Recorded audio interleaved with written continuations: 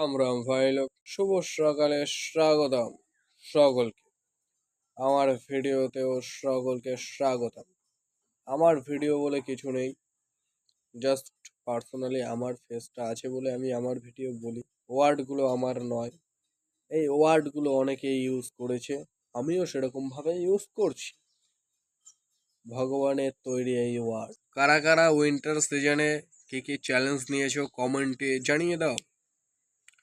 কেননা winter season মানেই অনেকের মাথায় চলে আসে এটা চ্যালেঞ্জ নেবে, ওটা চ্যালেঞ্জ করবে, এরকম পরিবর্তন করে দেবে, পুরো দুনিয়া উল্টে পাল্টে এক করে দেবে, এরকম চিন্তা ভাবনা মাথার মধ্যে চলে আসে অজান্তেই। কিন্তু আমরা সেই চিন্তাগুলোকে চিন্তা হিসাবেই রেখে দিই, সেইগুলোকে আর বাস্তবে রূপ দিতে পারি না। সো বাস্তবে রূপ দিতে গেলে আমাদের কি করতে হবে, কি করতে হবে বলতো? এইগুলোকে ফুলফিল করতে হবে, যেগুলো আমরা লিখেছি, মানে ড্রিম হিসেবে যেগুলোকে লিখেছি তার পাশেটা একটা বক্স তো এঁকেছি, সেই বক্সটা পূরণ করতে গেলে সেখানে একটা ব্লু টিক দিতে হবে। আর টিকটা তখনই সম্ভব হবে যখন তুমি সেই জিনিসটা করে ফেলবে। তাহলে আজ থেকে লেগে পড়ো। কেন তুমি পড়ে আছো? কেউ হাত দিয়ে তোমাকে তুলবে না বা কেউ কোথাও বসিয়ে দেবে না যে তুমি সাকসেস পেয়ে যাবে। সাকসেস তোমাকেই পেতে হবে। সো ওঠো, দাঁড়াও, দৌড়ে চলো, এগোতে চলো। আর যে যে ডিসিপ্লিন মেনটেন করছো তার তো সাকসেস নিশ্চিত হবেই হবে। যে যে ডিসিপ্লিনের মধ্যে যত যত নিজেকে ইনভলভ করতে পারবে তার লাইফ তত সুন্দর হবে। দেখো, তুমি অনেক টাকা পয়সা কামাবে বা কিছু একটা করবে তার জন্য না, তোমার সামনে একজন ব্যক্তি থাকবে, সে যখন তখন খেয়ে ফেলবে, কিন্তু তুমি টাইম মেনটেন করে ডিসিপ্লিনের সঙ্গে খাবে, তোমার একটা অ্যাওয়ারনেস থাকবে আলাদাই। সো এই জিনিসগুলো তোমার মধ্যে ইনক্লুড করো, দেখবে জীবনটা অনেক রঙিন হয়ে যাবে। তা একটা ডিসিপ্লিনের মধ্যে থাকা মানে অনেক কিছু করে ফেলা, তুমি ভিড়ের থেকে অনেক শতাংশ এগিয়ে যাবে। ঠিক আছে? কেননা বর্তমান সময় কেউ ডিসিপ্লিনের মধ্যে থাকেই না। আজকে ঘুমাবে 9টার সময়, কালকে ঘুমাবে 8:30টার সময়, তার পরের দিন ঘুমাবে 10টার সময়, তার পরের দিন ঘুমাবে 11টার সময়, এরকমভাবেই চলতে থাকে। কেউ কিন্তু ঠিকঠাক টাইম মেনটেন করে ঘুমাতে যায় না, সেরকমভাবে ওঠেও। কেউ 8টার সময়, 9টার সময়, 10টার সময়, 7:30টার সময়, 6টার সময়, 5:30টার সময়, এরকমভাবে ওঠে, কোনো নির্দিষ্ট টাইম নেই। সো তোমার মধ্যে এই ইনক্লুডটা আনতে হবে যে নির্দিষ্ট একটা টাইম থাকবে, তুমি সেই টাইম মেনটেন করে চলবে, এবং যার প্রতি যতটা টাইম দেবে তার প্রতি ঠিক ততটাই টাইম দেবে, বেশি না কম না। যেটা তুমি বলেছো সেটাই করবে। তুমি যদি ডিসিপ্লিন মেনটেন করো ভাই, তাহলে তুমি ভিড়ের থেকে অনেক সামনে এগিয়ে যাবে। হ্যাঁ, আমি এটা তোমাকে বলছি না যে তুমি সফলতা পেয়ে যাবে, না, সফলতা পেতে গেলে তোমাকে অনেক মেহনত করতে হবে, মানে অনেক হার্ডওয়ার্ক করতে হবে, তারপরে পাবে। কিন্তু তুমি যে এই যে ডিসিপ্লিনটা মেনটেন করে তোমার শরীরটাকে ঠিক রাখছো, এটা কিন্তু কেউ কেড়ে নিতে পারবে না।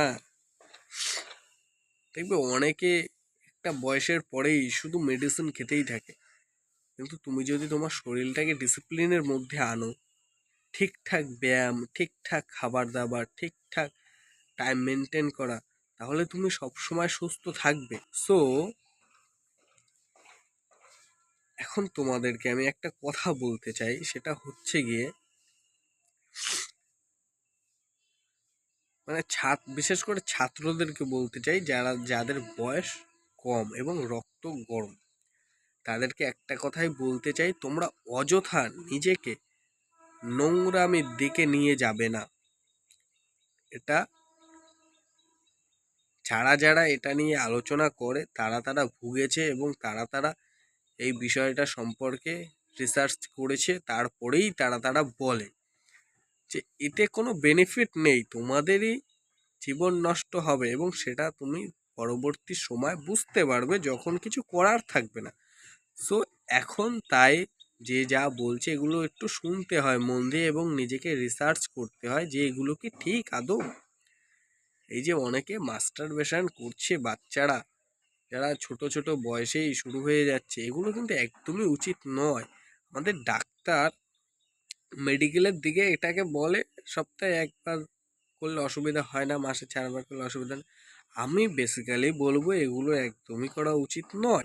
প্রাকৃতিক জিনিস প্রাকৃতিকভাবে হবে, ঠিক আছে, নর্মাল জিনিস, কিন্তু অযথা নিজের দ্বারা কোনো কৃত্য করো না, যার কারণে পরবর্তী সময় তোমাকে ভুগতে হয়। আগে থেকে সাবধান করে দিলাম, এরকম অনেকেই সাবধান করেছে, তোমরা কেউ শুনবে না সেটাও আমি জানি, কিন্তু আমার বলার দায়িত্ব ছিল, আমি বলে দিয়েছি। এই জিনিসটা বিচ্ছিরি একটা ব্যাপার, জঘন্য একটা ব্যাপার, জানাজানি হলেও একটা জঘন্য ব্যাপার, দেখার দৃষ্টিও ভালো না। সো তোমাদেরকে আমি সতর্ক করার দায়িত্ব ছিল, সতর্ক করে দিয়েছি।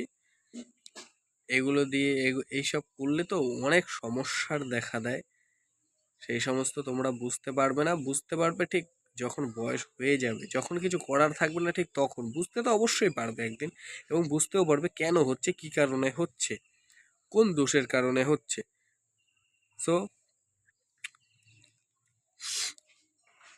বুদ্ধিমান ব্যক্তিদেরকে ইশারা দিলেই তারা বুঝে ফেলে, তাদের জন্য ডিটেলসে কিছু বলতে হয় না। তো এগুলো কি ইশারা ভেবে নাও। আর পড়াশোনা যারা করছো তারা পড়াশোনার দিকে একদম ডিটেলসে ঢুকে যাও। দেখো, পড়াশোনা তোমাকে যে একটা গুড পার্সন তৈরি করবে তেমনটা নয়। পড়াশোনার দ্বারা তুমি গুড পার্সন তৈরি হবে না। হ্যাঁ, পড়াশোনার দ্বারা তুমি ডিসিপ্লিনে যেতে পারো, ঠিকঠাক টাইম মেনটেন করে পড়াশোনা, তারপর তোমার স্মৃতিশক্তি আরও শার্প হবে, তোমার বুদ্ধিমত্তা আরও দ্বিগুণ হবে। এগুলো কি, এগুলো হচ্ছে কি একটা ব্রেনের এক্সারসাইজ বলতে পারো। এই যে পড়াশোনাটা, এটা হচ্ছে কি ব্রেনের এক্সারসাইজ। এই জিনিসগুলো দরকার। আর পড়াশোনাটা মেইনলি দরকার হয় চাকরিতে, আমাদের ইতিহাস জানতে, এগুলো তো ইনক্লুড করা আছে না। তো বেসিক্যালি যে পড়াশোনাটা খারাপ তেমনটা নয়, পড়াশোনাটা গুড। ভালো ভালো বই পড়তে হবে, সিলেবাসে যেগুলো আছে সেগুলোকে পড়তে হবে, সিলেবাসের বাইরেও তোমাদের পড়াশোনা করতে হবে। পড়াশোনা সারা জীবনের জন্য, পড়াশোনা সারা জীবনের জন্য। যে নিজে মালিক হয় তারও কিন্তু পড়াশোনা করতে হয়, কিন্তু নিজের উপরে, নিজের পার্সোনাল বুকগুলো পড়তে হয়, যে সমস্ত বুকগুলো ইম্পর্টেন্ট। তা সেই সমস্ত বুকগুলো তো তোমাকে যদি পড়তে হয়, তাহলে ছোটোবেলা দিয়ে যদি তুমি ঠিকঠাকভাবে পড়াশোনা না করো, রিডিং না দাও, তাহলে কি করে পড়বে? তোমার মাইন্ড যদি সেরকম শার্প না হয়, তাহলে কি করে পড়বে? পরবর্তী সময় একটা পেজ পড়লেই তোমার মাথা যন্ত্রণা করবে, ঘুম পাবে, এরকম অবস্থা হয়ে যাবে। সো ছোটোবেলা থেকে এই জিনিসটা নিজের মধ্যে ইনক্লুড করলে তাহলে তোমারই ভবিষ্যতে ভালো। সো তাই পড়াশোনাটা কিন্তু খারাপ নয়। হ্যাঁ, পড়াশোনা যেভাবে আমাদের উপর অত্যাচারিত করে পড়াশোনা করানো হয় সেটা খারাপ জিনিস, বাদ বাকি সব ঠিক আছে। কিন্তু অত্যাচারিতও করতে হয়, সেরকম বাচ্চারা যারা মানে খুব বদমাস, যারা নিজের কথায় উঠে বসে, মানে ছোট থেকেই কারোর কথা শুনবে না, তো তাদেরকে একটু ভয় দেখিয়ে মারধর করিয়ে পড়াশোনা করাতে হয়। কিন্তু সেটাও কিন্তু নিজের স্বার্থ সিদ্ধির জন্য নয়, সেই বাচ্চাটা স্বার্থ সিদ্ধির জন্যই তার নজরে খারাপ হয়ে তাকে ভালো রাস্তায় নিয়ে যায়। বুঝেছো? অত সহজ নয়। জানি আমার ভিডিও এতদূর সকলেই দেখবে, দেখবে, দেখতে হবে, কিচ্ছু করার নেই। আর বেশি বড় ভিডিও বানাচ্ছি না, তার কারণ আমার ভয়েসটা তো তোমরা শুনতেই পাচ্ছ, একটু অসুবিধায় আছে, ঠান্ডা লেগেছে, এখনো ঠান্ডা ঠিকঠাকভাবে সারেনি। তো ঠিক আছে, আবার দেখা হবে কালকে একটা নতুন ভিডিওর সঙ্গে। তো bye bye, take care, good bye. So ভালো থেকো, সুস্থ থেকো, যেখানেই আছো ভালো আছো। দেখা হবে কালকে একটা নতুন ভিডিওর সঙ্গে। সুপ্রভাত, আজকের সকাল তোমাদের সুন্দরময় কাটুক, আজকের দিনটাও সুন্দরময় কাটুক। আমার হাতে থাকলে তো আমি বলেই দেবো সারা জীবন তোমার হাসি খুশি কাটুক। ভালো থাকো, সুস্থ থাকো, টেক কেয়ার, বাই।